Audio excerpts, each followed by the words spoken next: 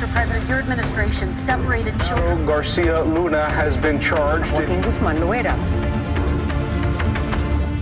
Entre Washington y México, por Jesús Esquivel. Esta es una producción de Fluxus Comunicaciones. Este es el podcast de Entre Washington y México, con la agenda bilateral y sus protagonistas en voz de Jesús Esquivel.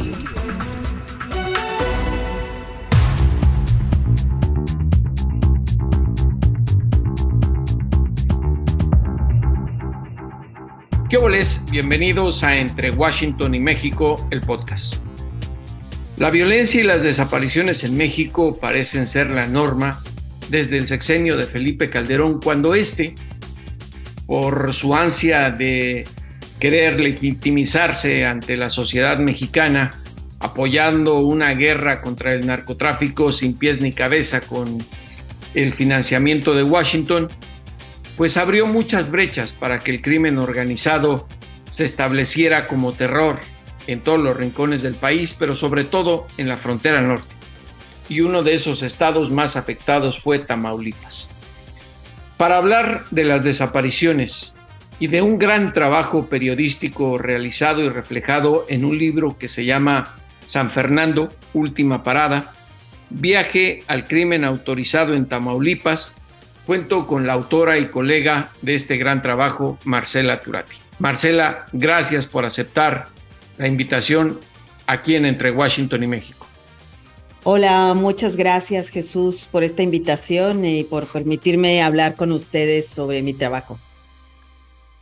Y Marcela, después de haber leído este, insisto, gran trabajo, te puedo decir que se me revolvió el estómago de recordar la falta de interés en lo que ocurría en el país por parte de Felipe Calderón y su gobierno, y sobre todo por las denuncias nunca escuchadas de desaparición de personas, y tú fuiste a uno de los epicentros de esas tragedias y de esas atrocidades cometidas por narcotraficantes, los Zetas, San Fernando. Lo que te quiero preguntar de entrada es que además de que haces una excelente narración con las entrevistas y recoges lo ocurrido en documentos y en declaraciones de las víctimas y sus familiares, es algo que me dejó básicamente frío.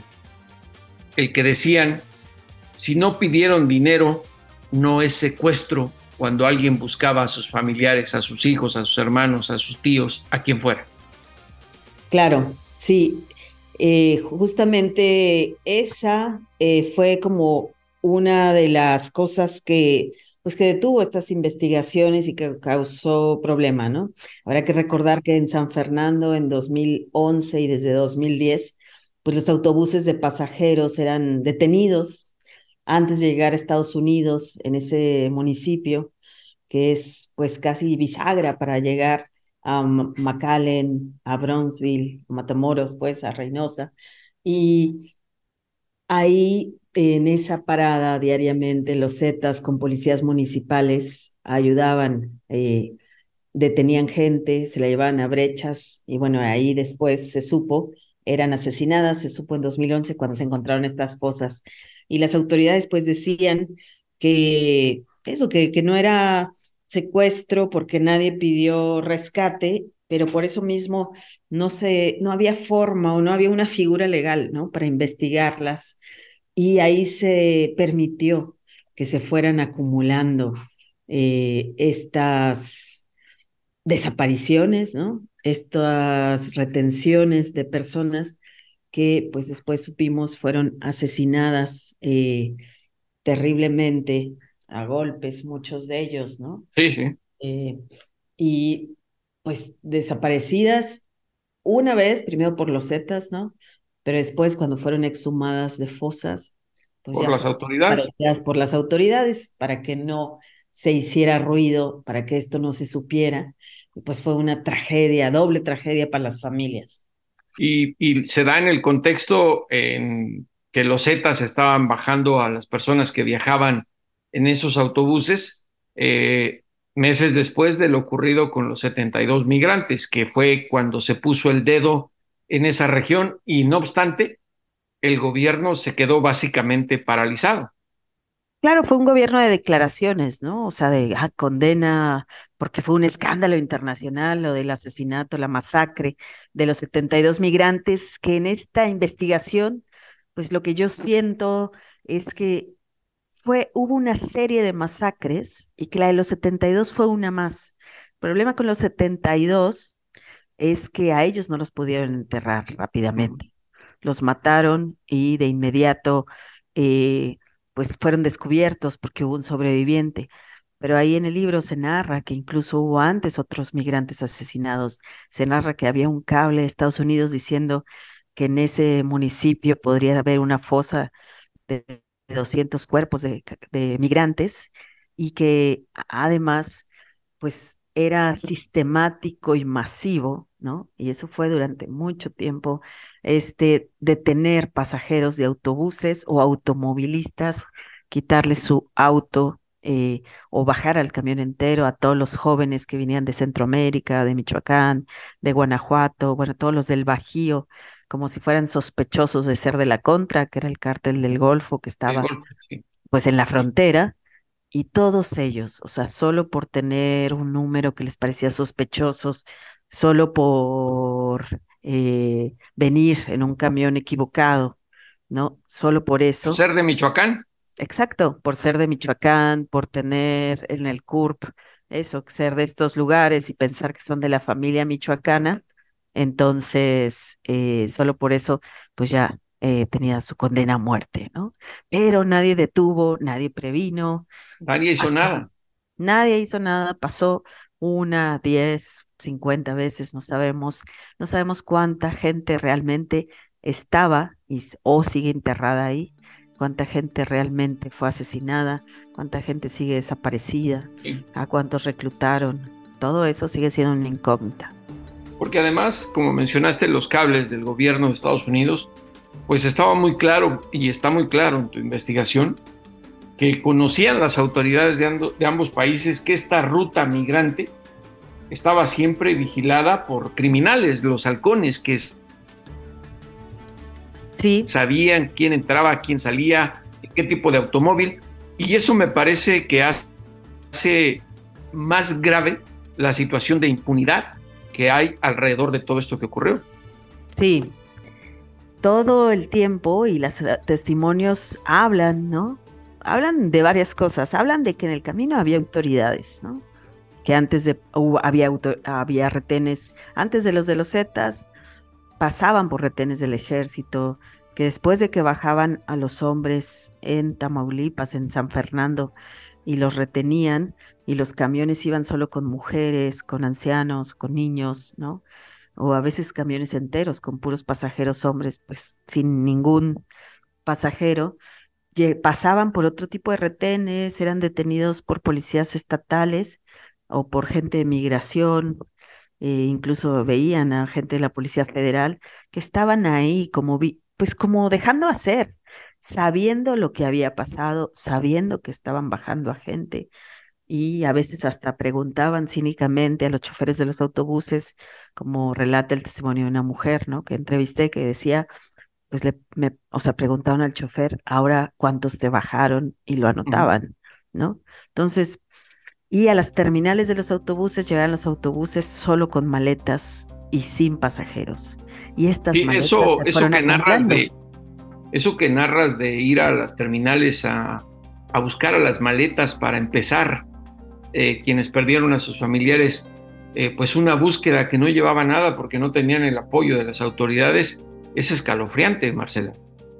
Sí, años después, o sea, hasta que interviene el equipo argentino de antropología forense, con mucho esfuerzo que la PGR de Murillo Karam, ya con Peña Nieto, ¿no? Le permite pues hacer un convenio forense que no le gustó nada a la gente de PGR y que tuvo miles de obstáculos, pero después de un forcejeo tremendo, legal, de espionajes, de muchas cosas que hicieron los funcionarios de PGR que no querían que el equipo argentino pudiera revisar pues los documentos forenses ni los cuerpos, pues el equipo argentino decía, bueno, pero ¿dónde están las maletas? ¿Dónde están? Y ahí estaban apiladas. ¿eh? A la PGR no se le ocurrió, a la gente de PGR, abrirlas, a pesar de que ahí estaban las pistas de quiénes podrían ser los cuerpos no identificados, ¿no? Ahí estaban las fotografías de algún familiar, los teléfonos de los lugares a donde iban a ir a Estados Unidos, de quién les esperaba, cartas de amor o de despedida de su familia, el boleto del autobús. O sea, simplemente y negligentemente, como hicieron con muchos cuerpos también, la PGR, el cuerpo de un joven, por ejemplo, de Michoacán, que tenía su identificación con su dirección, su nombre completo en el pantalón, pues lo que hizo la PGR al exhumarlo fue moverlo de Tamaulipas, llevárselo a la Ciudad de A México la Ciudad de México. y ahí enterrarlo en una fosa común, como hicieron con muchos que tenían incluso tatuajes con su apellido, ¿no? Sí, incluso con los centroamericanos, ¿no? Que como narras justamente hablando de esta fosa común en el Panteón Dolores, que los exhuman en algún momento en el último día del sexenio de Felipe Calderón y los incineran, y a estas gentes les entregan en su país pues una cajita de cenizas que no tenía ninguna garantía, ni siquiera una prueba de ADN que garantizara que eran sus familiares a quienes estaban recibiendo, ¿no? Exactamente. Y ese es un patrón, porque lo vimos primero, ahí lo pongo, ¿no? En las familias de los 72 migrantes, que esas masacres fueron 8 meses antes del hallazgo de las fosas. Entonces, ahí se equivocaron, ahí mandaron cuerpos de un hondureño a Brasil, cuerpos cerrados, unos los dejaron en México. Y lo que me doy cuenta, pues cuando investigo esto es eso, igual, incineran a 10, claro, guatemaltecos, pobres, indígenas, ¿no? O sea, ni siquiera para pagar el traslado digno a sus hogares, ¿no? Ya que el gobierno ni previno, ni investigó, ¿no? Ni siquiera para eso, y mandar las cajas selladas o mandar ya los cuerpos incinerados, que es para, en muchas culturas, es pues terrible, ¿no? Entre los Va en contra de indígenas. su religión, incluso como lo mencionas en el caso de los guatemaltecos. Sí, de los indígenas MAM, ¿no? Uh-huh. Que de mayas, que pues que no pueden, o sea, que es una vergüenza, que es como que no hubiera cuerpo, como que nadie les cree, ¿no? Como si hubieran sido mentirosos.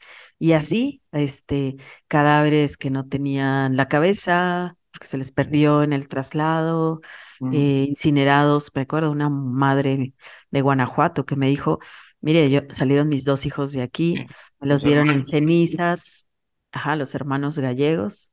Dice, y cuando veo, lo único que me enseña la PGR son unas fotos de una piel tatuada, y mis hijos no iban tatuados, y cuando pregunto, me dicen, seguro los Zetas los tatuaron antes de matarlos. Sí.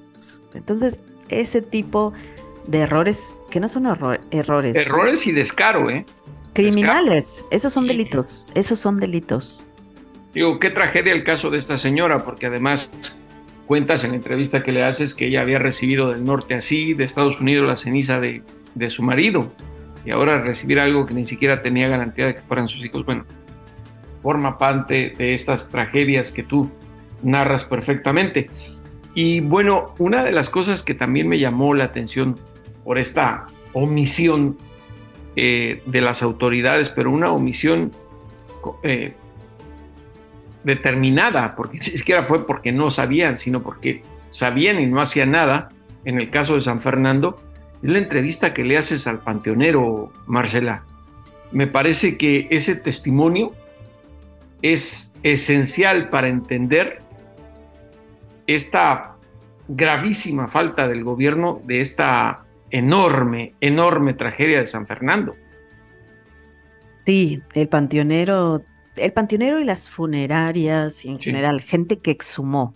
Eso es súper interesante, desde el soldado que exhumó las fosas, ¿no? Y que contaba, pues, cómo iban escondiendo cuerpos, ¿no? Uh-huh. Gente también que estuvo en las exhumaciones y que cuenta, que cree que algunas fosas no eran precisamente los Zetas, que podrían haber sido de marinas, o de marines, o del ejército. Del ejército, ¿no? Sí. Entonces, ese por un lado, y el otro, pues sí, el panteonero. O sea, te obligan a enterrar sin ver, ¿no? Sin saber, incluso el panteonero, sin saber si su hijo desaparecido estaba enterrado ahí en ese panteón que él cuidaba y que pues a la brava, ¿no? Le hacían enterrar cuerpos, pero que él defendía porque cada cuerpo tenía que tener pues al menos una descripción y así, y un poco esto es lo que dejan ver. También alguien de una funeraria diciendo que todos los que tenían información sobre las fosas lo pagaron, ¿no? Y sobre los cuerpos. O sea, que un día entraron extrañamente a las funerarias y se robaron la información, la Información. computadora, como para no dejar evidencia de cuántos cuerpos había ahí, realmente cuánta gente fue asesinada. Se hablaba al inicio de que había al menos unos 500, luego se decía que incluso 600 o hasta más cuerpos de gente que no solo eran viajeros de autobuses, que esa fue otra de los Sí, sí. descubrimientos. Muchos eran de San Fernando y alrededores. Sí, o gente que iba simplemente por querer ir a comprar cosas a la frontera y tenían que pasar por ahí, además de que les quitaban sus autos, los asesinaban. Una tragedia gigante. Ahora, Marcela, creo que esta pregunta que te voy a hacer hasta parece estúpida, pero en realidad nadie sabe cuántos más hay enterrados en esa región, en ese municipio. Nadie sabe, o sea, es interesante el principio, el primer número lo dio la señora Wallace, que era muy amiga de García Luna. Sí. Y aquí García Luna, bueno, tiene algo que ver, bien importante, pues era el secretario de Seguridad Pública y la Policía Federal era la encargada de caminos, ¿no?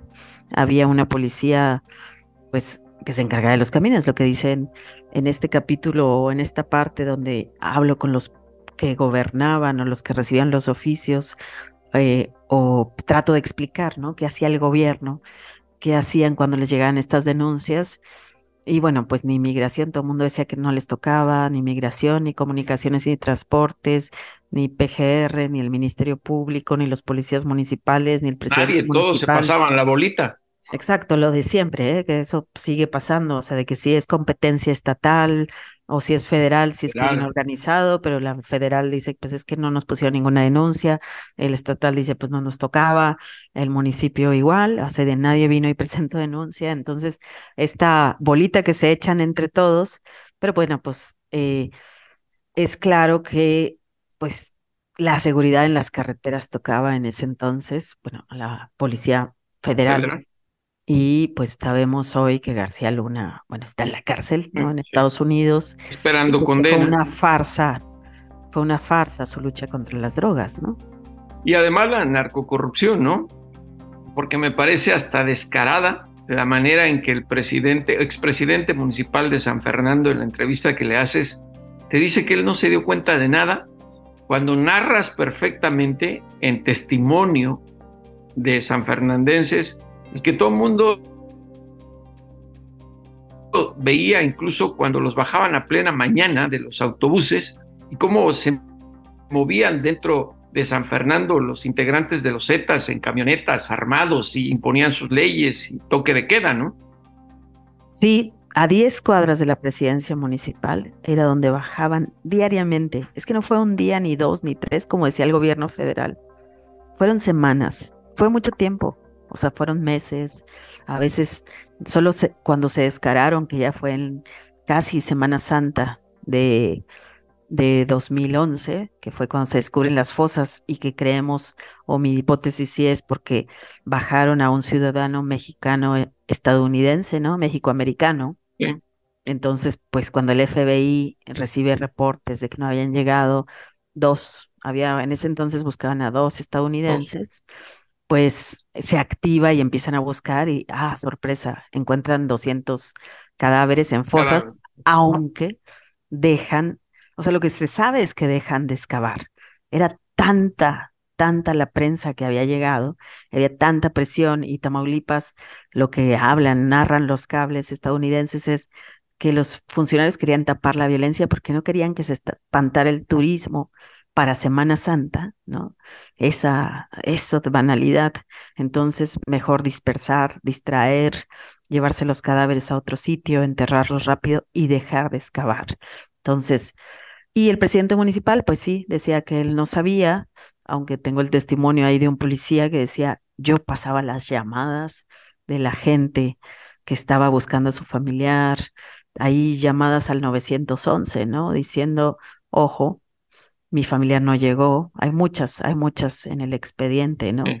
Reportes en ministerios públicos en diferentes estados de, ojo, porque muchos de los viajeros pues iban con sus esposas, hermanas, con alguien, mujer, a la que no habían bajado y llegando pues, a la frontera ponían su denuncia, llamaban a los familiares y decían, ojo, lo bajaron.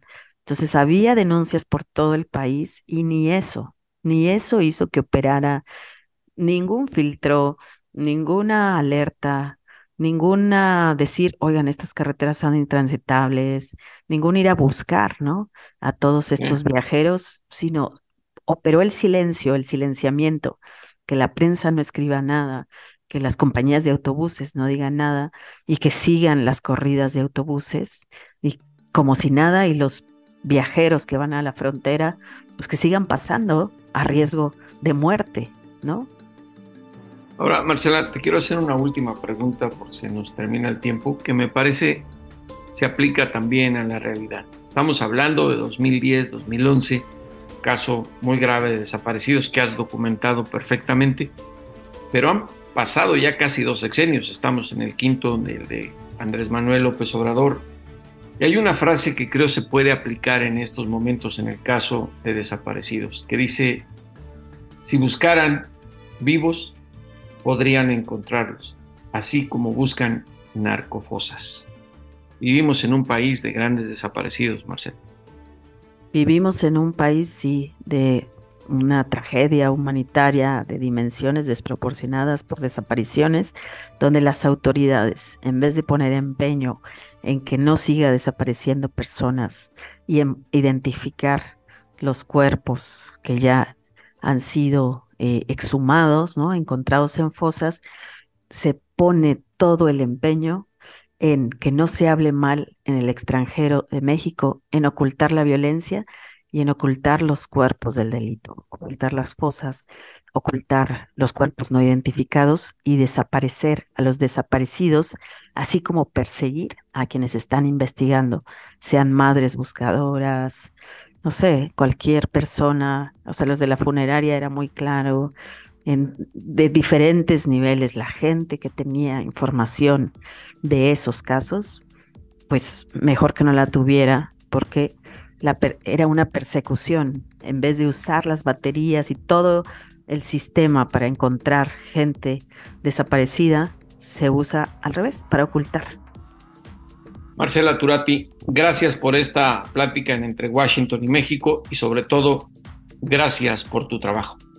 No, muchas gracias a ti, bueno, por dar este seguimiento, esta cobertura de las piezas que nos hacen falta y que las tienen en Estados Unidos, ¿no? Y de ver esta relación México-Estados Unidos y llenar también estos huecos que muchas veces no se habla, bueno, de las culpas que hay allá, ¿no? Y de esta relación que es tan importante y que también tiene que ver con estos temas criminales. Abrazo, Marcela. Muchos abrazos, muchas gracias.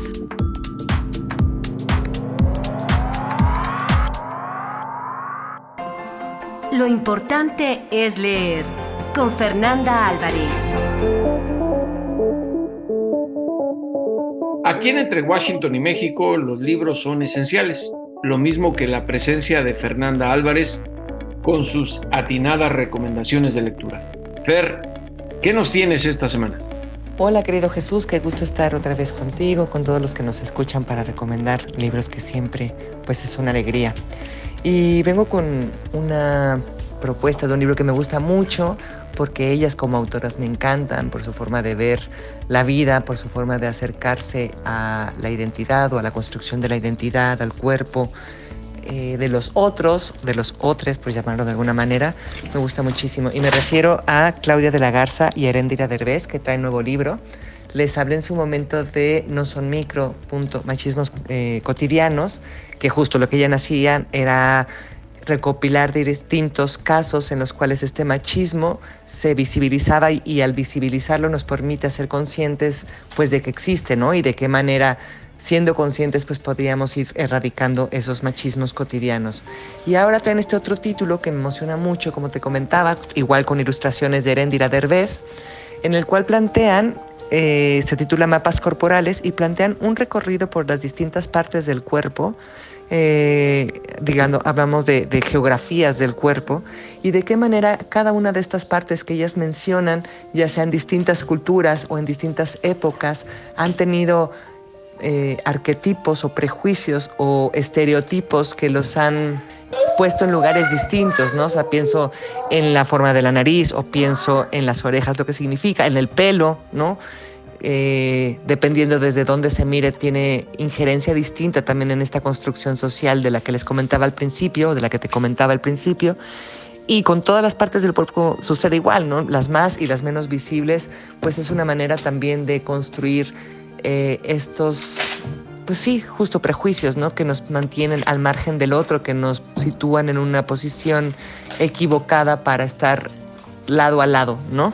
Entonces por eso me entusiasma mucho este libro, es de no ficción y yo creo que lo pueden disfrutar mucho y conforme lo vamos leyendo la verdad es que vamos aprendiendo un montón acerca de nosotros, ¿no? Acerca de esta construcción, acerca de cómo podemos movernos otra vez para crear una sociedad mucho mejor.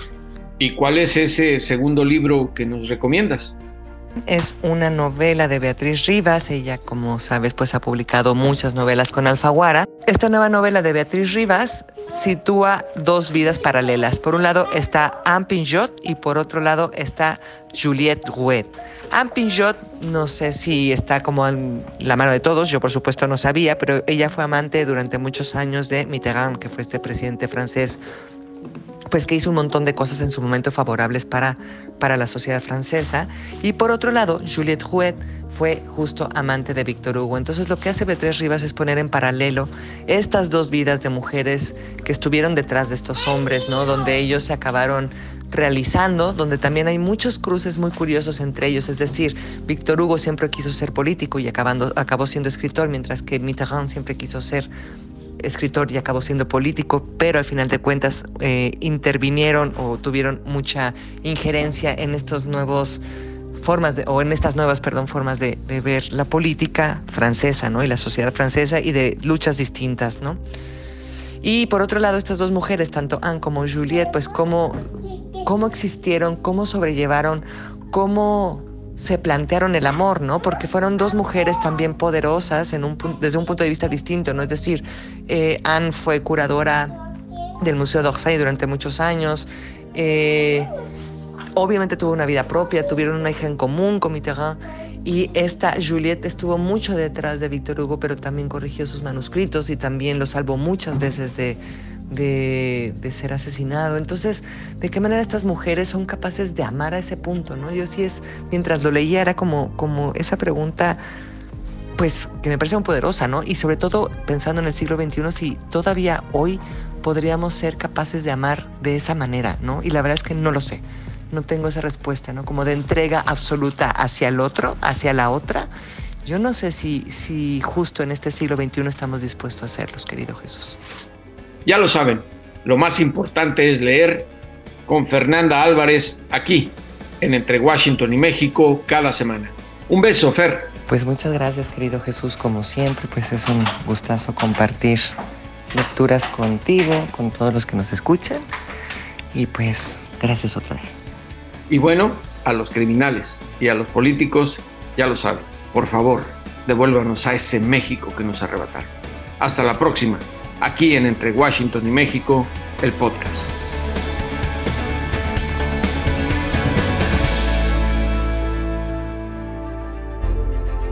Esto fue Entre Washington y México, una revisión semanal por la agenda bilateral y sus protagonistas.